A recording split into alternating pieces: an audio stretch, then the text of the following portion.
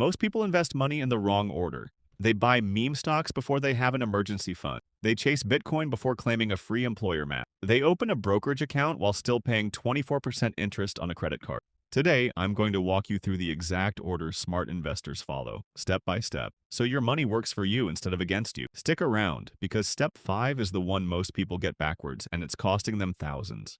Step 1. Stop the bleeding before you start building. Before you invest a single dollar, set aside a small cash buffer, even just $1,000 to start.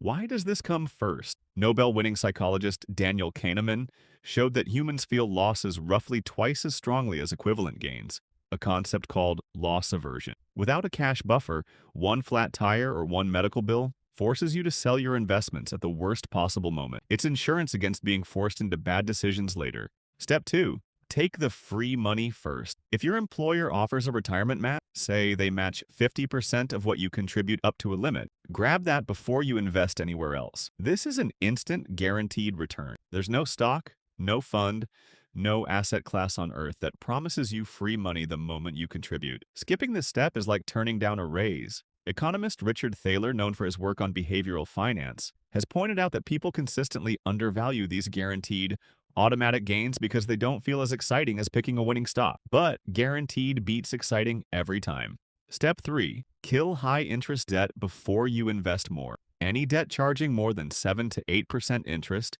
think credit cards, some personal loans, is a guaranteed negative return working against you every single month. Warren Buffett has said for decades that the first rule of investing is simple: don't lose money. Carrying expensive debt while investing elsewhere is a quiet way of losing. You're paying the bank a guaranteed 20% while hoping the market gives you 8%. That math doesn't work. Pay down anything in that high interest range aggressively before increasing your investment contribution. Once that's cleared, you're not investing with one hand tied behind your back anymore. Step 4. Fill your tax-advantaged accounts before a regular brokerage account. Roth IRAs, traditional 401ks, and HSAs all offer either tax-free growth or tax-deductible contributions. The tax savings compound over time just like your investments do. Step 5. And this is the one most people get backward. Diversify broadly before you go niche. That means low-cost index funds first, individual stocks, sector bets, or crypto second.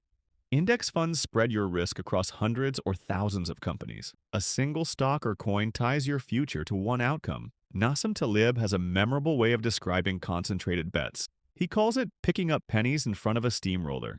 Small, satisfying gains until the one event that wipes you out. Psychologist and economist Daniel Kahneman's research on overconfidence also applies here. Most people believe they can pick winners more reliably than they actually can. Build your foundation broad. Add the niche bets only with money you can genuinely afford to lose, and only after the foundation is solid. One more thing that ties it all together: automate it. Set up automatic transfers so each of these steps happens without you having to remember or decide every month. Behavioral economists call this a commitment device, removing the moment of temptation by making the good decision automatic. Review your plan once or twice a year, not daily. Checking your portfolio constantly only feeds anxiety and tempts you into emotional decisions that break the very order we just built. So here's the order one more time: emergency fund, employer match, high-interest debt, tax-advantaged accounts, then broad diversification before niche bets. All of it automated and reviewed calmly. Follow this order and you're not gambling. You're building wealth on a foundation that can actually hold up. If this helped, subscribe for more breakdowns like this, and I'll see you in the next one.